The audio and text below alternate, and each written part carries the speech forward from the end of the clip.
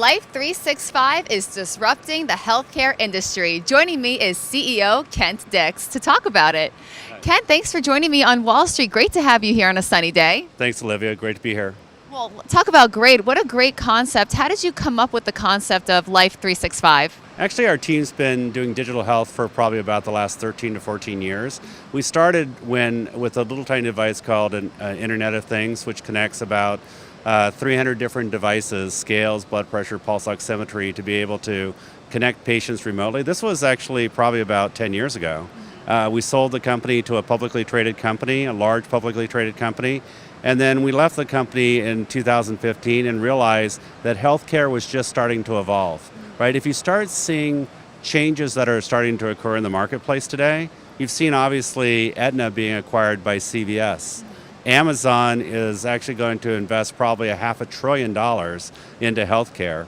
Walmart is starting to put clinics in for labs and for doctors, and connecting rural communities now, out to patients to try to get care. So it's our mission at Life365 to actually go through and be the interoperability of connecting patients at home, right, to their doctors to try to make healthcare more efficient and reduce cost. That all sounds excellent. How exactly does it work? What does it do? So I'm a big believer that one solution doesn't fit all. So when we look at healthcare costs, most people probably don't know, but 5% of the population actually consumes 50% of healthcare costs. And that we're now going to a $5 trillion spend here in the next couple of years. That's 20% of our GDP. It's mainly around, the cost a lot of times is around our senior and aging population, where they have more than one chronic disease. And what we try to do is we try to take a variety of different solutions that allow people to stay in their home longer. 90% of people don't want to be in the hospital. 90% of people can't afford independent living or assisted living. So we've got to provide tools to be able to connect them to their doctors, whether it is on a smartphone, a wireless smartphone, or a tablet that allows us to interface to those 300 different medical devices like scales and blood pressure and pulse oximeter. A doctor may go through and say, Kent, I want you to take your weight once a day. I want you to take your blood pressure twice a day. I want you to take your glucose 3 times a day.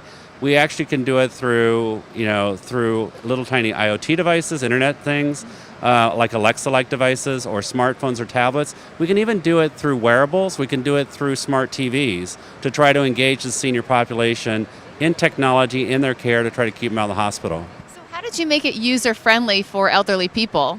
So part of that is just to make it incredibly simple. The device can actually, or the solution can be as engaging as you want. Like my mom, does use this device, but she uses tablets, and she likes to be able to do gamification, right, from that standpoint. So trying to create an app for her that allows her to take her medication, reminds her to take her medication, tells her to take her blood pressure, but does little tiny reminders and quizzes like, what 2 things don't go together, broccoli and Coumadin, right, because of vitamin K.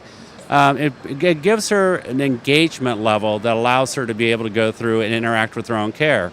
Other people may just go through and say, I need to take my weight, no other engagement needed. Other people may just need nudges, maybe a little bit of incentive to take their medication. And you might have a certain class of people that actually wanted to be on a big screen TV. They want to get content that's related to their diabetes or their kidney care. They want to take their medication alerts. They want to be able to, I'm a big believer that when people are engaged in their own health care, you could actually do little tiny incentives, right, to incent them and say, listen, if you take your blood pressure and medicine on a regular basis, we'll go ahead and give you Netflix for free to be able to watch on the smart TV. And that's an economic, thing that we want to look at.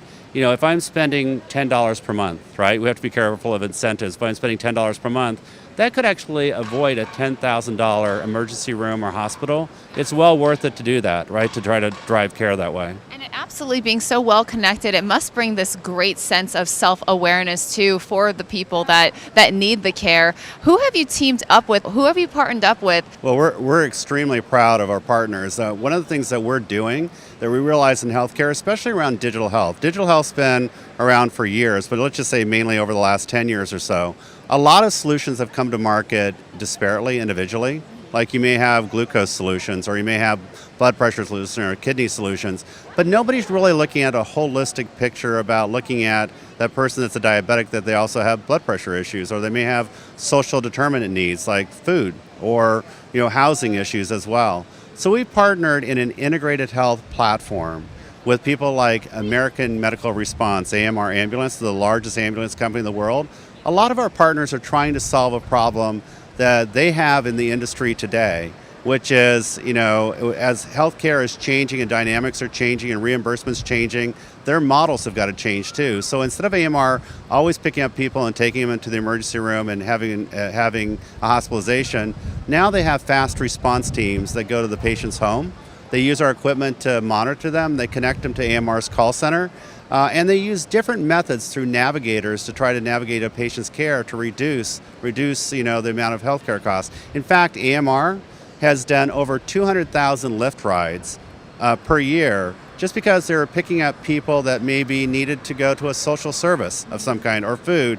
They can actually triage in 911 and send a Lyft to be able to take the person to food instead of responding in ambulance and paramedics. Excellent idea to use the resources like that. What's been your number one feedback that you've received from customers? I think simplicity. Simplicity of actually integrating it all together and being one hand to shake. From this standpoint, we've got some major partners coming in like J&B Medical out of Detroit. J&B services a large amount of Blue Cross Blue Shields across the United States, touch 15,000 homes per day. Right, deliver to 15,000 homes, have access to over 3 million patients. We're bringing those type of partners together, because one partner is not necessarily talking to another partner. And if I can, Olivia, go through and say, I'm going to deliver to healthcare to Olivia's home, but I know all the things she may need, right, in one kind of relationship to be able to do that, whether it's a relationship with Tivity and Silver Sneakers and Nutrisystems, whether it's AMR, whether it's J&B Medical, whether it's MD Live or telemedicine that's out there as well. We want to be able to holistically bring it together so it's one offering. So, the biggest, just really quickly, the biggest problem with the healthcare system, even a payer, is that they want to deliver these services to their members, but then they have to coordinate with 20 different vendors disparately, individually, unbundled, not holistically, and trying to put an offering out, and it just becomes very overwhelming for these large enterprise players to do it. If they can work with one place, Life365, and drive it through artificial intelligence to be able to align the best solution to the right patient at the right economics to drive the right amount of care at the right cost, that's a win for everybody. Wow, well, Life365, a disruptor in healthcare. Thank you so much, Kent, for joining me. Congratulations on your success. All right, thanks, Olivia. I'm glad to be here today.